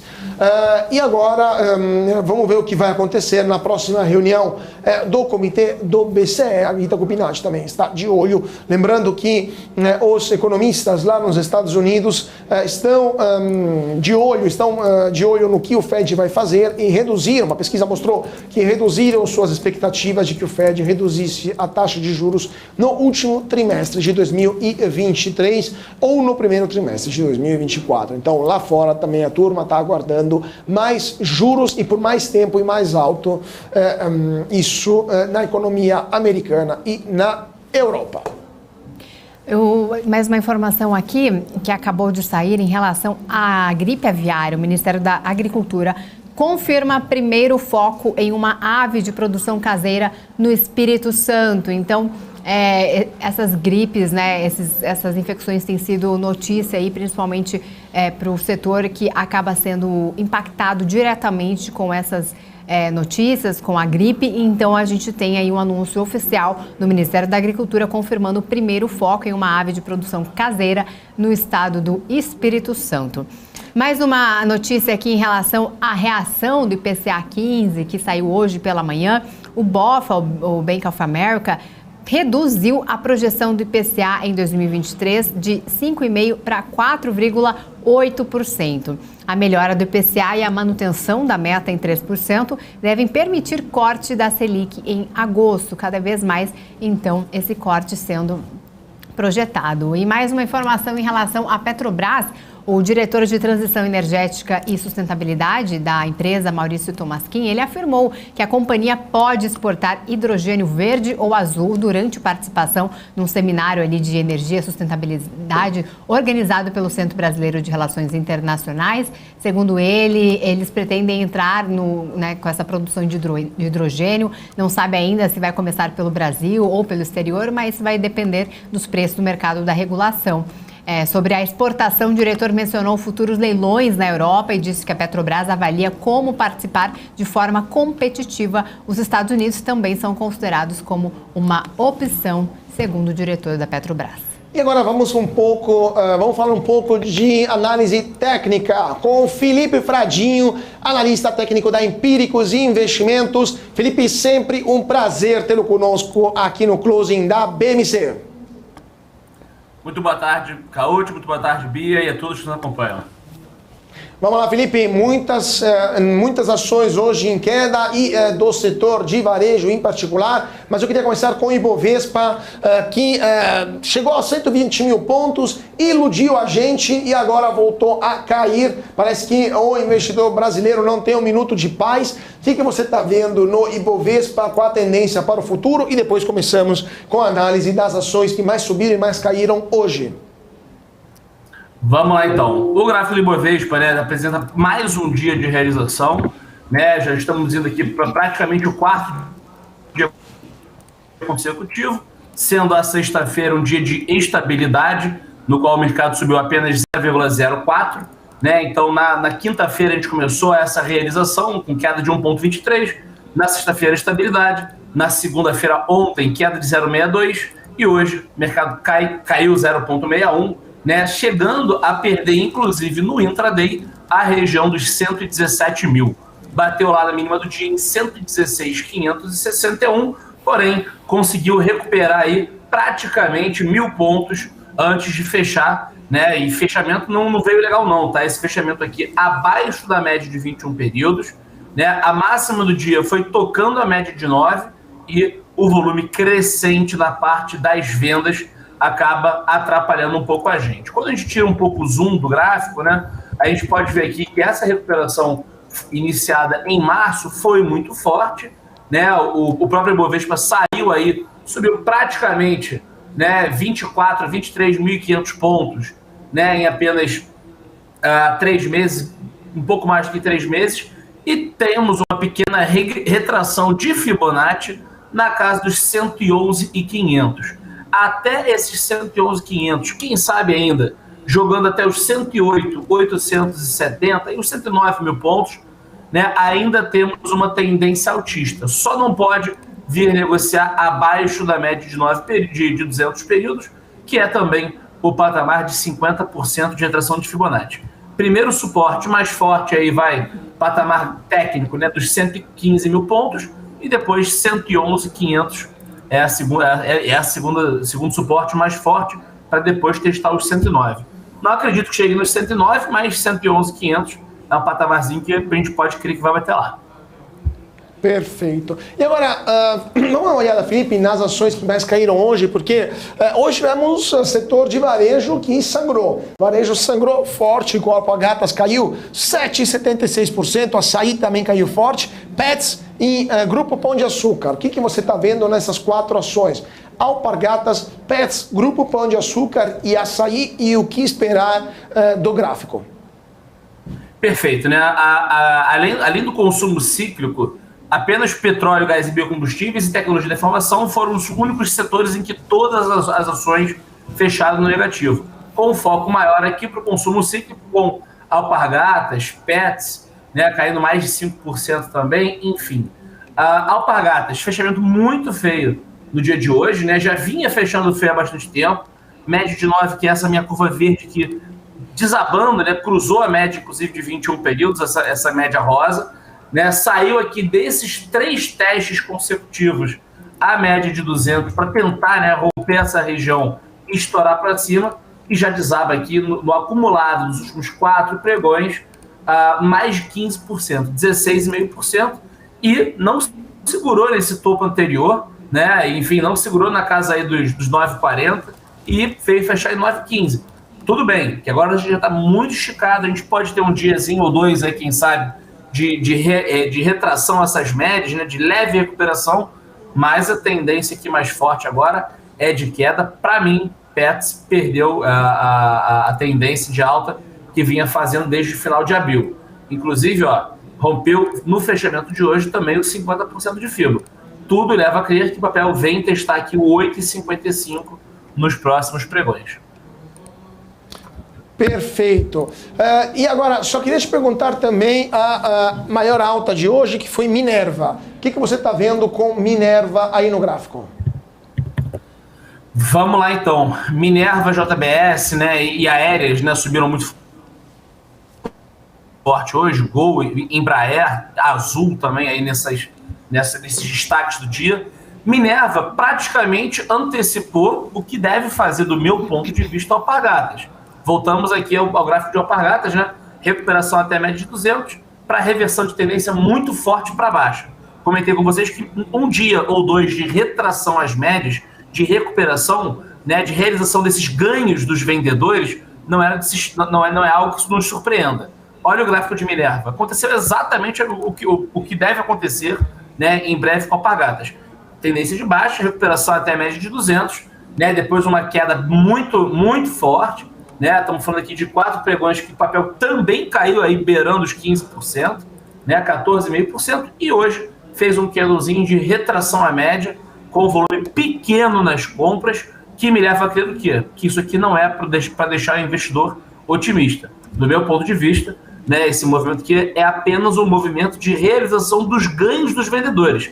Quem vendeu aqui atrás já ganhou tudo isso de dinheiro e acaba querendo zerar suas posições, recomprando o ativo à vista no mercado, e aí faz com que a pressão compradora seja maior do que a vendedora e o ativo recupere até essas médias.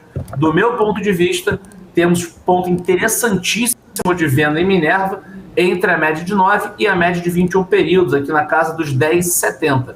Para passar dessa região aqui, deve ser difícil. E mesmo que passe, tem a média de 200 períodos logo acima nos R$11, que também é mais uma barreira para o ativo. Na dúvida, para cair está muito mais fácil o Minerva do que para subir. Perfeito. Vamos ver, Isa Takaki, o que você está achando interessante o Felipe analisar? Queria que você pudesse dar uma olhadinha em GPA, Grupo Pão de Açúcar, que estava caindo forte hoje também. Vamos lá então, com certeza. Vamos lá então. PK, né, também não deixa de ser varejo, né? Bom, recuperação forte também até a média de 200, chegou a renovar máximas aqui no meio desse mês de junho, mas agora, né, já emenda o segundo dia muito forte de queda. Destaque para ontem, né? Ontem a gente teve um gráfico, um comportamento um pouco anormal, vamos dizer assim, né? O papel abriu o dia de ontem subindo mais de 1,5%, né? Tentando, né, renovar essas máximas, e da abertura do papel até o fechamento teve um tropeço aí de quase 7%, né? 6,65%. E hoje, mais um diazinho que abriu aqui próximo do fechamento de ontem, né? E também mais perda acentuada. Até a mínima aqui, 7,28% de queda, porém fechou amenizando essa perda, né? Para 4,72% e fechando exatamente em cima desse suporte, mostrando como essa região dos R$15,90, R$16 é uma região forte de briga entre compradores e vendedores. Perdendo a mínima de hoje, pessoal, aqui no 15,53, perdendo aí ao longo da semana essa região dos 15,50, do meu ponto de vista, o papel tende a cair R$1 de forma bem rápida, tá? Para ir testar lá os 14,50 e depois, quem sabe, os R$14. Temos alguns fundos importantes aí em Pão de Açúcar, e quando a gente tira o gráfico do papel, a gente pode ver que a gente já vem vendo topos e fundos decrescentes desde 2021. Né? O papel aí faz esses movimentos de recuperação, porém, no agregado do acumulado dos últimos anos, a tendência do ativo segue sendo de baixa. Perfeito. Agora, Felipe, só queria voltar a falar, você citou que hoje as aéreas tiveram uma forte alta, né? Então, queria voltar a falar sobre isso, porque tivemos lá a Gol, que foi a segunda maior alta, 3,26, a Embraer também subiu bastante, 2,17, a Azul hoje subiu 1,31%. O que você está vendo no setor das aéreas, que o gráfico está mostrando sobre as aéreas e o que os investidores devem prestar atenção? Bom, vamos lá então, né? A gente consegue ver aqui o gráfico de Gol nesse momento, ativo que já vinha subindo há bastante tempo, até tínhamos comentado já, inclusive, nos closings, né, passados sobre as aéreas. O papel que vem muito, o setor que vem muito forte, né? A Gol, por exemplo, né? Eu tinha até comentado aqui, inclusive, com vocês, que se eu tivesse que escolher alguma das aéreas, eu estaria com Gol e não com a Azul, porque a Azul ela já teve essa recuperação muito forte aqui no mês de março, né? Ela subiu aí, ela mais que dobrou de valor, né? Ela saiu aí abaixo dos R$7 e foi testar quase R$15, né? Em pouquíssimo tempo, né? Em 8 pregões, melhor dizendo, né? E já tinha acumulado uma alta muito acentuada nessa região aqui dos 21,20, 21,25 por aí, com 217% de valorização. Nesse momento, olha que o gráfico de Azul, como é que já está lateralizado desde o dia 19 de junho, né? Então estamos falando de 1, 2, 3, 4, 5, 6, 7 pregões de lateralização para Azul, tá? Quando a gente olha para o gráfico de Gol, a gente vê que do início dessa puxada de alta até o momento atual, a alta está em 146%. É uma alta muito acentuada, mas não está nem perto da alta de mais de 220% que a Azul já foi. Né? O papel, diferentemente de Azul, segue fechando cada vez em patamares maiores, exceto o pregão de ontem, né? A gente está vendo aqui desde o dia 14 de junho, né? O papel subiu todos os pregões em sequência, apenas trégua no dia de ontem, e hoje já volta a subir com volume alto na parte das compras. Então, nesse exato momento, para mim, né, a Gol continua puxando para cima, renovou a máxima, inclusive, de longo prazo, máxima que é atingida desde... Esse patamar não é negociado desde o dia 9 de junho de 22. Então, praticamente, aí mais de um ano que não era negociado nessa região. E o mais interessante, depois dessa região ser negociada, né, a gente tem um fundo aqui, um fundo de 2022 em maio, que é muito forte como suporte, nos 12,60, sugerindo que Gol pode dar uma pequena travadinha nessa região, mas depois temos novos alvos lá nos 15,50 para o papel. Então, assim, Gol, para mim, ainda tem espaço para continuar subindo, tem mais 3% aí, né, mais 30 e poucos centavos até essa primeira resistência, e depois os 14,50, R$15 lá como alvo. Quando a gente olha o gráfico de Azul, a gente pode ver que o papel já está bem mais esticado e já enroscou nessas máximas aqui de maio do ano passado. Né? Então, Azul, nesse momento, até por ter subido tão rapidamente, é mais penalizada, vamos dizer assim, agora, do que Gol, que ainda tem mais espaço para subir. Perfeito. Isa. Felipe, mais cedo a Localiza estava caindo bem também após a notícia de follow-on. Como é que você está vendo o papel aí, a movimentação do papel de Localiza, por favor? Vamos lá então. Perfeito. Localiza, né? Rente 3, papelzinho que eu pessoalmente gosto bastante, né? Um gráfico que a gente vê aqui desde março, subindo de forma bem constante, né? Bem regular, sem grandes sustos, né? Um gráfico bem constante, tendência bem definida. Eu gosto do papel desse jeito. Chegou a cair hoje, tá? No intraday, quase 4%, né? 3,65% de queda, e conseguiu fechar aí com queda de apenas, né? Entre aspas, apenas 1,38%, mostrando força no final do pregão de recuperação. Né? O papel ainda já opera também congestionado há algum tempo. Né? A gente pode ver aqui no mês de junho todo, de uma forma geral, né? A gente teve algumas brigas aqui nessa região de fundo dos 64,20 e região de topo dos 68,40, e segue dentro dessa região. Do meu ponto de vista, não assusta até os 64,30. Perdendo esse fundo dos 64,30, podemos esperar aqui a região de R$62 como suporte. Estamos falando aí de algo próximo de 3,6%, e depois o suporte dos 58,80, com queda de 8,5%. Nessa região aqui dos 64,30 para cima, ainda é compra para mim. Perdendo essa região, aí o papel tende a dar uma realizada um pouco maior aqui. Mas para mim ainda é para cima. Felipe, vamos terminar com o dólar, porque hoje o dólar voltou a subir, 4,80. O que você está vendo na cotação do dólar, mesmo se temos vários pregões em que o real está voltando a se valorizar, né? Vamos lá então, aqui eu aberto o nosso gráfico do dólar futuro, né, dólar cheio, né?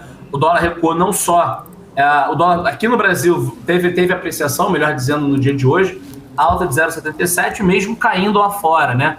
O dólar recuou aí ante o euro e a libra, né? E isso aí com foco em indicadores e sinais divulgados aí hoje ao longo do dia do Banco Central Europeu, né? Da convenção do Banco Central Europeu. Bom, o dólar em relação ao real, né? Graficamente falando, né, se é que a gente consegue analisar no gráfico pro prazo um pouco maior, né, além do day trade, o dólar, a gente está vendo que está testando essa região de fundo aqui do iniciozinho, da virada do ano, né, de 2019 para 2020, tá? E na qual bateu aqui entre os 4,75, 4,80.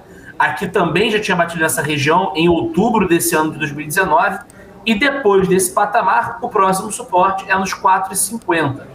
A gente já vinha falando há um tempão da casa dos R$5, né, que serviu aqui, funcionou como região de suporte, né, depois de testar essa média de 200 como resistência. E, de novo, para mim, o dólar continua com tendência de baixa. É claro que o dólar é muito refém de uma infinidade de indicadores econômicos, não só internos, mas como no mundo inteiro. Né, pode fazer uma gracinha, né, dependendo aí do que a gente possa ver nas próximas semanas, pode voltar para perto dos R$5, mas mesmo essa volta dos R$5 não me assusta, tá? Para mim pode ser só uma regressão à região das médias de 200, dessas máximas aqui, para voltar a cair. Tendência do meu ponto de vista, mesmo que ele recupere um pouquinho, é a tendência de baixa ainda. Eu vejo venda no dólar até os 4,70. Perfeito, então vamos ver o que vai acontecer. Quanto isso, aliás, não, desculpa, Isa, você tem mais alguma pergunta para o Felipe? Senão eu já estava liberando ele, mas espera aí, quem manda aqui é a Isa. Tem mais alguma ação para ele ou vamos liberar o Felipe? Não, podemos ir para o intervalo. Vamos para o intervalo então. Felipe, muito obrigado. Felipe Fradinho, analista técnico da Empíricos Investimentos. Felipe, sempre é um prazer tê-lo conosco aqui no nosso closing da BMC. Até mais. Maravilha, Caute, maravilha, Isa, pelo convite. Tamo junto, pessoal. Um forte abraço. Tchau, tchau. Até mais, até mais. Vamos lá, gente. Bolsa aqui está terminando o seu aftermarket e cai 0,61%, 117.522 pontos. Ibovespa, então, que acabou o dia no território negativo. Alpargatas, pior do dia, menos 7,76%. Açaí, menos 5,83% e Pets, 5,42%. Por outro lado, a Minerva, melhor do dia, 3,98%. Gol, 3,26%. JBS, 2,46% de alta. O dólar, como o Felipe estava mostrando, voltou a ganhar força, alta de 0,65%, R$ 4,80 certinhos. Bitcoin, R$ 147.264, alta de 2,25%. 2 minutinhos de intervalo e voltamos já já. Últimas notícias que estão chegando aqui na redação. Não saia daí que tem mais informações para você.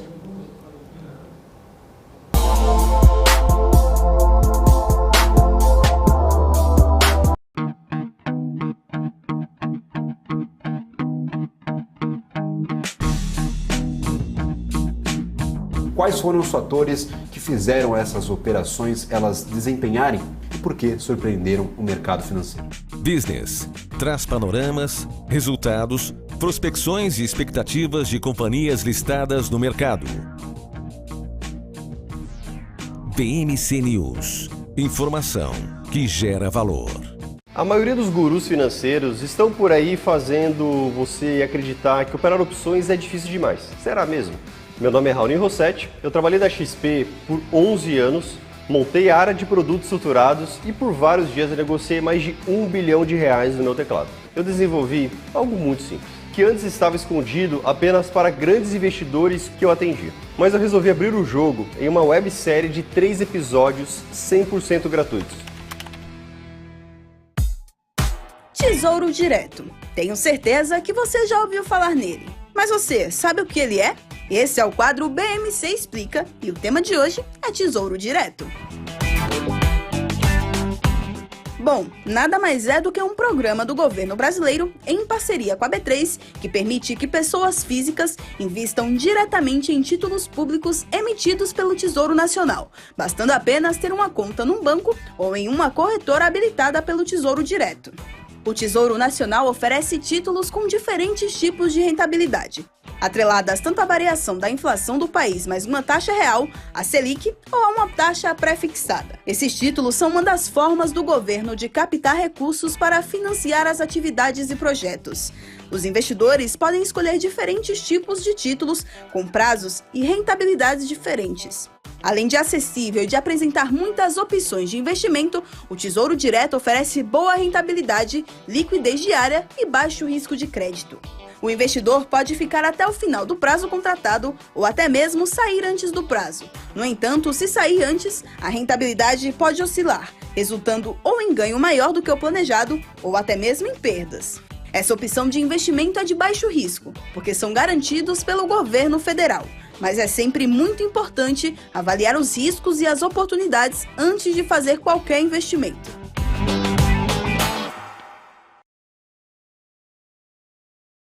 As empresas que fazem parte do seu dia a dia estão em uma das maiores bolsas do mundo, a Nasdaq. E a boa notícia é que você pode investir nessas empresas diretamente pela Avenue, sua corretora nos Estados Unidos. Com os dados das ações dos Estados Unidos fornecidos pela Nasdaq em tempo real, o cliente Avenue pode acessar diretamente as maiores bolsas do mercado americano. Entre neste mercado de tecnologia e inovação. Acesse avenue.com.br/Nasdaq e seja bem-vindo ao mercado global.